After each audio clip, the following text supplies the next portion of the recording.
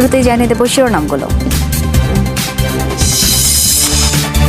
বাব এল মান্দেবে কার্গো জাহাজে হুতিদের হামলায় নিহত 6 জন। হরমুজ অভিমুখী জাহাজে যুক্তরাষ্ট্রের মিসাইল হামলা, সমুদ্রপথ নিয়ে পাল্টাপাল্টি হুঁশিয়ারি তেহরান ওয়াশিংটনের। ইরানের হামলার ভয়ে তুরস্ক থেকে লুকিয়ে অন্য বিমানে চড়ে ব্রিটেন যাওয়ার ঘটনার শিকার ট্রাম্পের। আলোচনায় সিক্রেট সার্ভিসের বহু চর্চিত কৌশল শেল গেম। ভূমিকম্পে বিপর্যস্ত কলম্বিয়ায় এখনও জারি জরুরি অবস্থা। নিহতের সংখ্যা ছড়িয়েছে 250, নিখোঁজ 3,500 মানুষের সন্ধানে চলছে উদ্ধার কাজ। ইরান যুক্তরাষ্ট্র উত্তেজনাকে কেন্দ্র করে আবারও ভয়াবহ সংঘাত চলছে বিশ্বের গুরুত্বপূর্ণ 2 নৌপথে।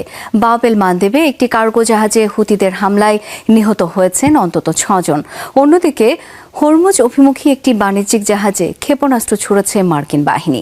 চলমান উত্তেজনার মধ্যেই হরমুজ প্রণালীর নিয়ন্ত্রণ যুক্তরাষ্ট্রের হাতে থাকার দাবি প্রেসিডেন্ট ট্রাম্পের। এদিকে শর্ত পূরণ না হওয়া পর্যন্ত বন্ধ থাকবে হরমুজ, পাল্টা হুঁশিয়ারি তেহরানের।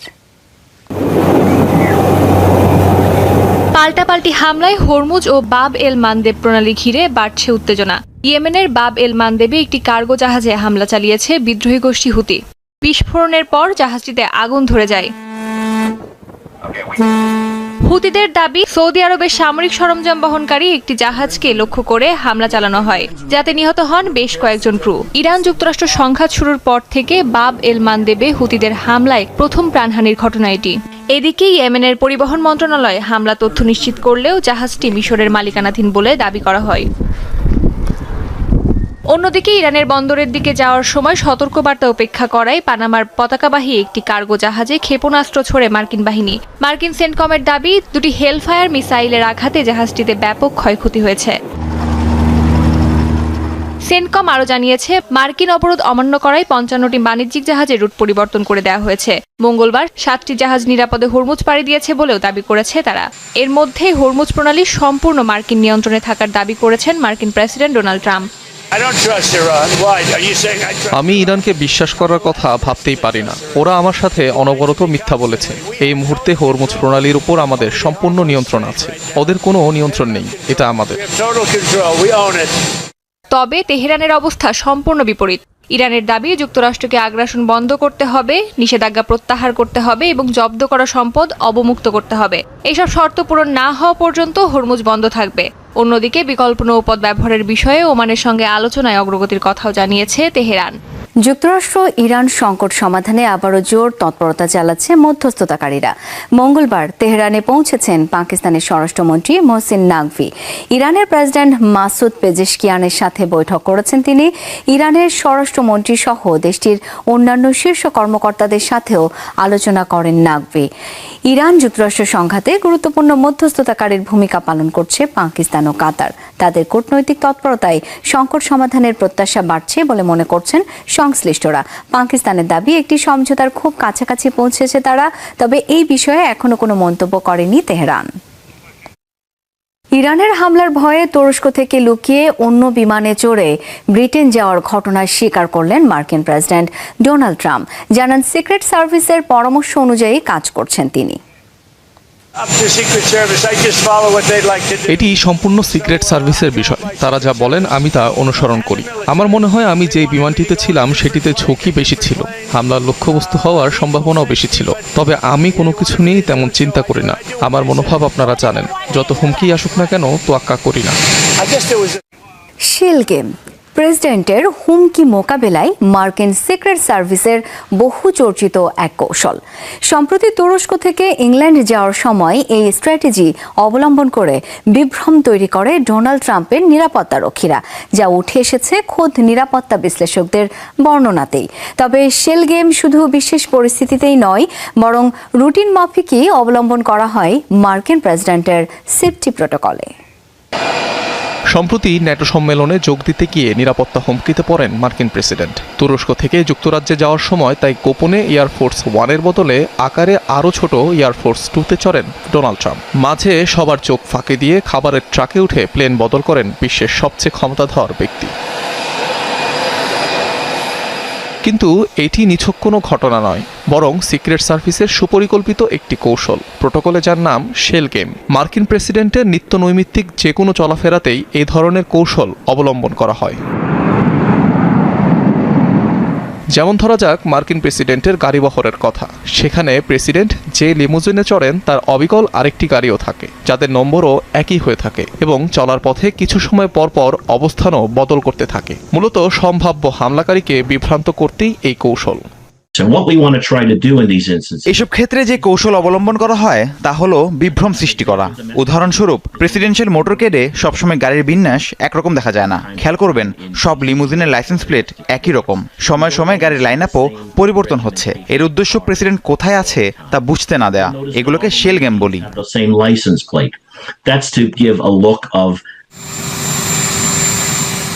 একই চিত্র দেখা যায় মার্কিন প্রেসিডেন্টের ব্যবহৃত হেলিকপ্টার মেরিন ওয়ানের ক্ষেত্রেও।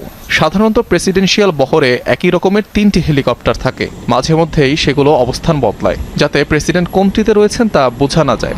উড়োজাহাজের ক্ষেত্রেও মূলত এয়ারফোর্সের অনুরূপ বিমান ব্যবহার করা হয়।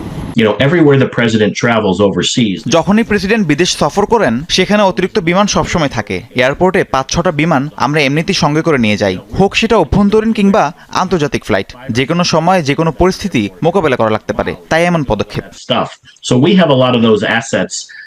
2000 সালে তখনকার প্রেসিডেন্ট বিল ক্লিন্টন ঠিক এভাবেই নকল এয়ারফোর্স ওয়ানে করে পাকিস্তান গিয়েছিলেন। 2003 সালেও গোপন মিশনে ইরাকের যুদ্ধক্ষেত্রে যান তৎকালীন প্রেসিডেন্ট জর্জ ডব্লিউ বুশ।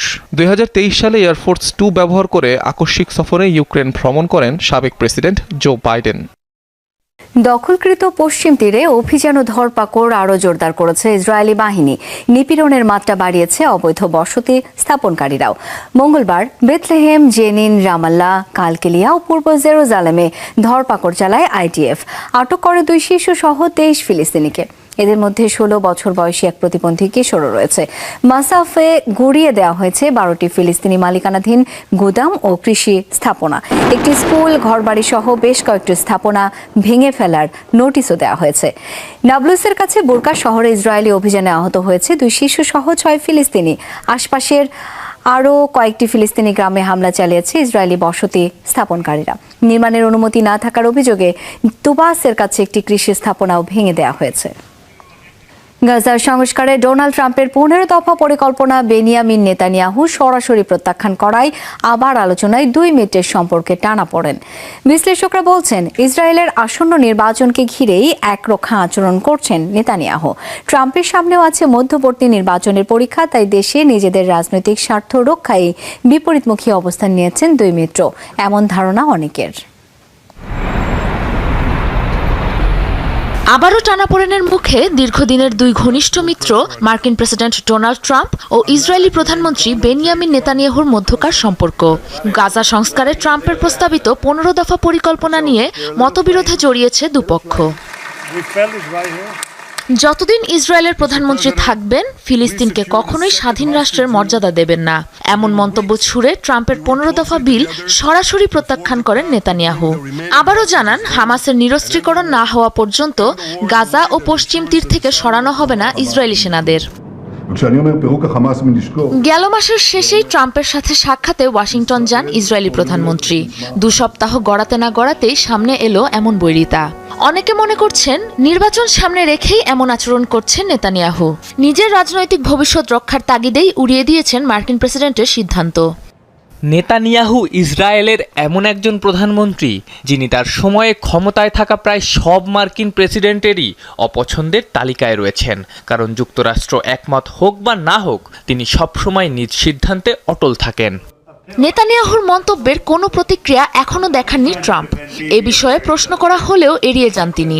বলেন, এ নিয়ে ট্রুথ সোশ্যালে দেওয়া পোস্টে নিজের মতামত জানিয়েছেন, কিন্তু বাস্তবে এমন কোনো পোস্টই করেননি ট্রাম্প। এর আগে গাজা ইস্যুতে 2 জনের মতবিরোধ হলেও ইরান যুদ্ধ ঘিরে বেড়েছে বিবাদ। নেতানিয়াহুর একগুঁয়েমির জন্য তাকে যা তা বলে গালমন্দ করতেও ছাড়েননি ট্রাম্প। তবে ধারণা করা হচ্ছে, বহুদূর গড়িয়েছে সেই জল। বিশ্লেষকদের মত, নিজ নিজ রাজনৈতিক ইমেজ রক্ষায় এমন বিপরীতমুখী অবস্থান নিয়েছেন 2 ঘনিষ্ঠ মিত্র। ভূমিকম্পে বিধ্বস্ত কলম্বিয়ায় ধ্বংসস্তূপের নিচে আটকে পড়াদের উদ্ধারে চলছে মরিয়া চেষ্টা। সময় যত গড়াচ্ছে ক্ষীণ হচ্ছে জীবিত উদ্ধারের আশা, তাই চলছে রুদ্ধশ্বাস তল্লাশি অভিযান। ভেতরে আটকা পড়াদের কাছাকাছি পৌঁছানো সম্ভব হলে দেয়া হচ্ছে খাবার ও পানি। ভূমিকম্পে প্রাণহানির সংখ্যা দাঁড়িয়েছে 254 জনে। এখনও নিখোঁজ 3,500-এর বেশি মানুষ। সহায়তায় হাত বাড়িয়েছে বেশ কয়েকটি দেশ। ধ্বংসস্তূপ থেকে ধুলোমাখা এক শিশুকে জীবিত বের করে আনছেন উদ্ধারকর্মীরা। আরেক এলাকায় ভূমিকম্পের 36 ঘন্টা পর জীবিত উদ্ধার করা হয় এক নারীকে। স্ট্রেচারে তাকে বের করে আনতেই উল্লাসে ফেটে পড়েন আশেপাশের মানুষ। সোমবার 7.4 মাত্রার শক্তিশালী ভূমিকম্প আঘাত হানে কলম্বিয়ার পশ্চিমাঞ্চলে।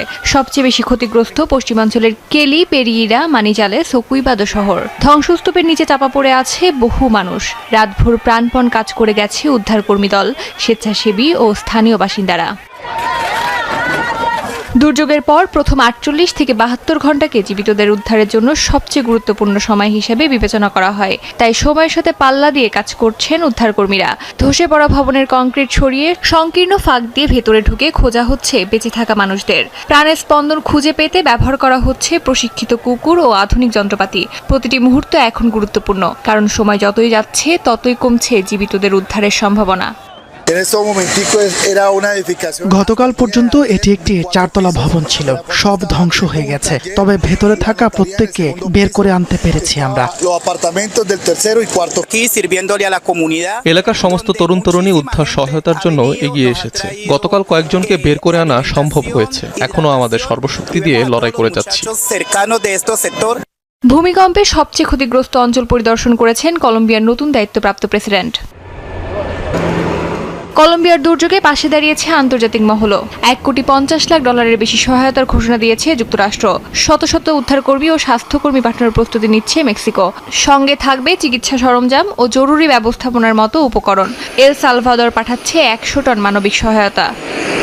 আবারও প্রেসিডেন্ট নির্বাচনে অংশ নিতে চান ডোনাল্ড ট্রাম্প। সাংবাদিকদের সাথে কথা বলার সময় নিজের ইচ্ছার কথা জানান তিনি।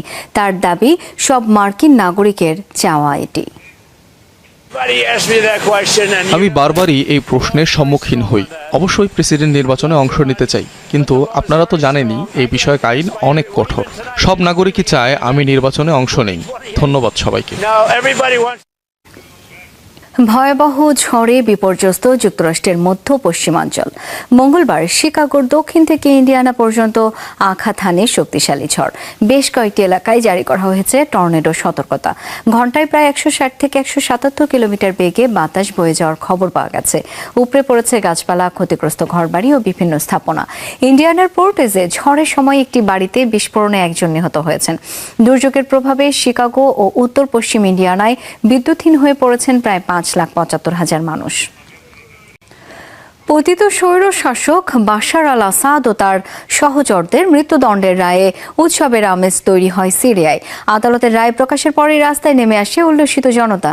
পথে পথে উল্লাস করে তারা। বিগত শাসন আমলে বঞ্চনা, শোষণ ও নির্যাতনের শিকার অনেকেই ভেঙে পড়েন খুশির কান্নায়।